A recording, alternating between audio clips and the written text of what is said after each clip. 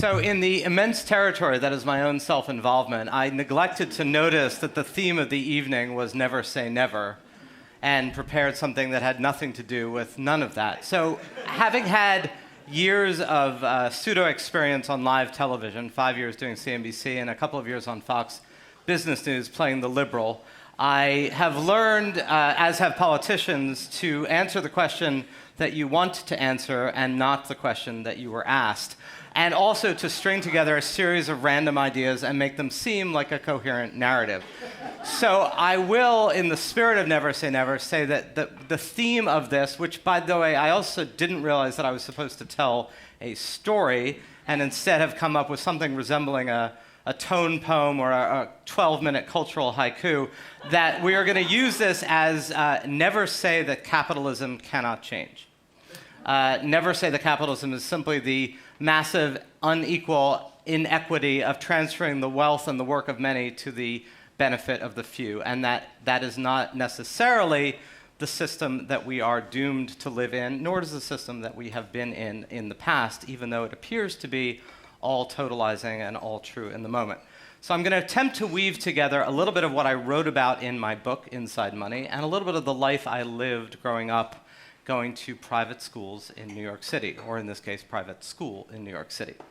So in 1884, Endicott Peabody, who was a young schoolmaster and had looked to England as a source of inspiration, thought, you know, the United States needs a good school that will train the young men, and yes, they were all men, and they were all white, and they were mostly Protestant, and they were all Christian.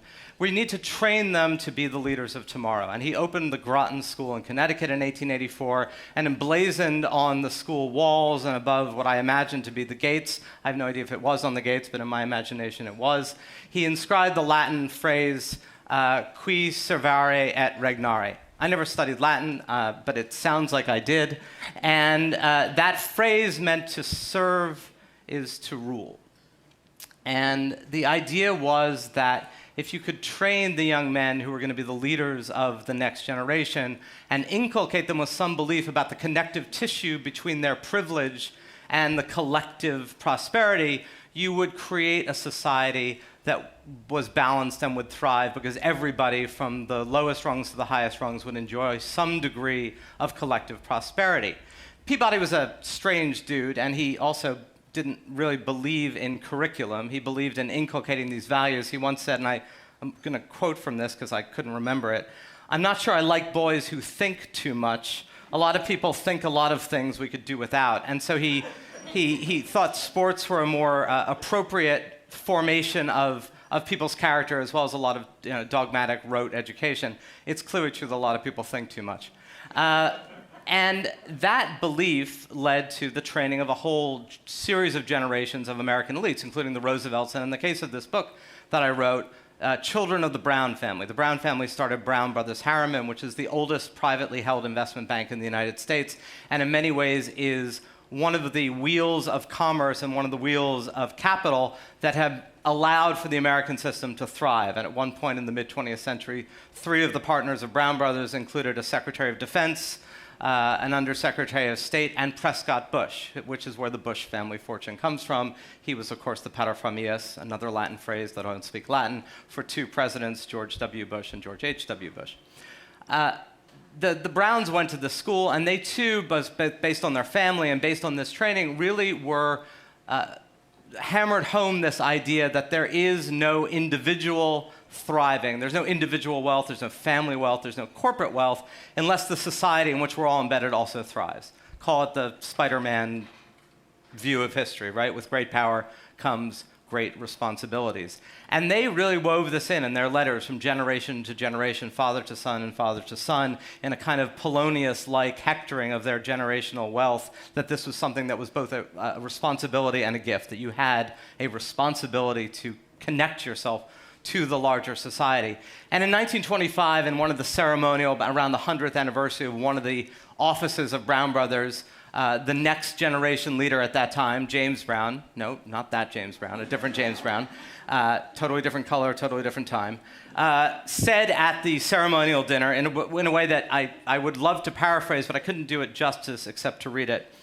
I believe that a business, like an individual, has a soul, strong as the forces are, which can lead one to work for gain, for the comfort and happiness of one's family. There needs to be a stronger motive, a motive for unselfish service. Our company was started and perpetuated by God-fearing men who had the interest not only of their business, but of their community and country at heart. And that sort of suffused everything they did. Even though a lot of what they did was for both personal gain and class gain, they continually believed that there was some link of to serve is to reign. And that informed a white, exclusive, male WASP elite that in many ways was the apex of American society. And by the 1970s, that elite was beginning to fade, but was still in somewhat of its individual glory. Now, I went to a school in New York City in the 1970s and 1980s, which still exists today, called the Collegiate School for Boys, which in many ways was its own iteration, actually founded long before Groton, claims to be the oldest school in the United States, founded by the Dutch Collegiate Church. And in those years, it was in many ways what felt like, although it didn't feel like at the time because the metaphor I'm about to use came after, but it felt like retroactively exactly like Dead Poets Society without the sleepaway. And we would on times come and, of course, go to our weekly chapel where the headmaster would intone his homiletic words of wisdom to the boys in order to train them in what it was and the value system that he thought was most important.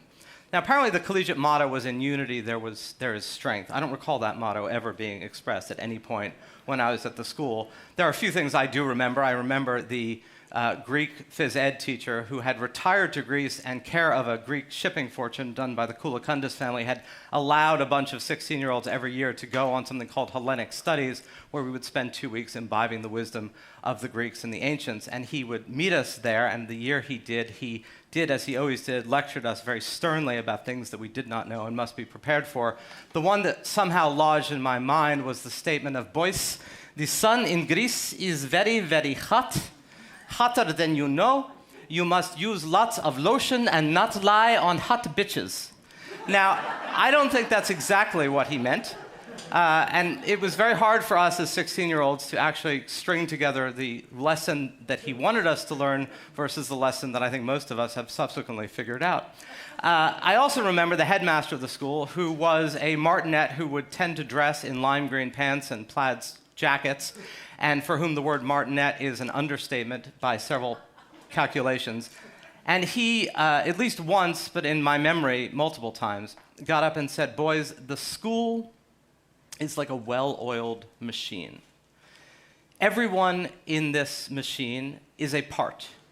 There are some who are gears, there are some who are wheels, there are some who are engines, there are some who are," he probably didn't say lubricants, but now having told that story, that everybody has a part that they must play, and that if any part in that machine breaks, the entire machine ceases to function. And so whether you are a janitor cleaning the classrooms, or a teacher teaching, or a parent sending your children here, or a student, you each have your part that you must fulfill responsibly. And in the case of students, it was to learn, to be respectful to your teachers, to listen to your elders. That was a very hierarchical view of what it meant to be within a society, but it was also one that in its own highly diluted way was no different than what I just read from James Brown, saying that there is a connective tissue, that we are all in this society and have a place within it, and that if we detach from that, the whole system breaks down. By the late 1980s, the whole system of the idea that there were elites who would lead society and everyone else would also play their part, but that everyone had a responsibility to everyone else, had broken down. It had broken down because of Vietnam, it had broken down because of Watergate, it had broken down because of an efflorescence of individuality based on the me-ism of the 1970s, but it had also broken down because of a rejection of the narrow, exclusionary reality of a white male dominant elite, that as much as it preached the collective good, that collective good was highly constrained if you weren't born into it. The problem, of course, is that what it led to and what it created once you break down that structure, and it's impossible to imagine either someone like Brown today or someone like our headmaster giving those speeches, is that once you break down a framework that, however flawed, also led to some sense of our collective, you can be left with a sort of antinomian, anarchic, what's it all about anyway? And one of the ironies of something like Brown Brothers Harriman is that once it had been broken up in the 1930s by the Glass-Steagall Act, which happened in the wake of the Great Depression, of the many trees of it breaking up was a firm that was its offshoot called Drexel Burnham Lambert. And Drexel Burnham Lambert hired someone named Michael Milken.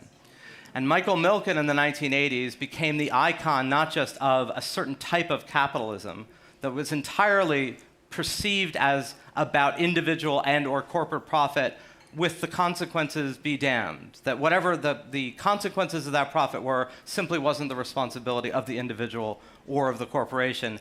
And in many ways, the Gordon Gekko character in Oliver Stone's epic film Wall Street, who says with a totally straight face that greed is good and tries to create a narrative of how greed is good, becomes the icon of a particular era of capitalism that we are living in one form or another to this day. And that's what happens when you lose the connective tissue of what it means to profit individually and what it means to prosper collectively. I think, though, that we are, once again, back to the never say never, at a moment where a notion of capitalism as a connective reality is beginning to reemerge as a reality that many people are embracing, whether it's the largest asset manager in the world in the form of BlackRock and its CEO talking about corporations without purpose are without purpose, meaning they serve no social purpose and they end up having a highly destructive collective purpose. Or whether it's the Business Roundtable saying that unless a company and a corporation and individuals of means recognize their responsibility to the collective and that every collective exists not just for some abstract notion of profitability, but for the notion that we are all in this together, that is becoming a patois that is not quite as alien and is much more familiar. Now, all these things, it all depends. And if you're going to make predictions, especially about the future, we never really know how this is all going to unfold.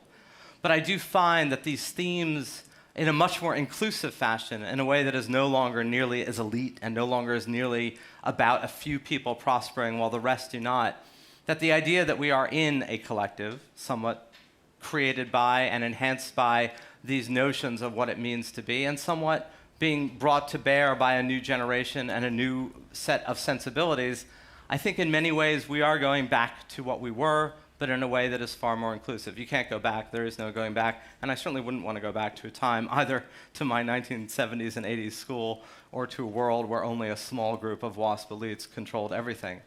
But I do think that this idea that we live in a collective and that all of us bear responsibility not just to our own selves and our own families and our own institutions, but to all of us, is a world that I think we are beginning to live in once again in a way that we somewhat lived in before and hopefully will continue to live in the future. So thank you.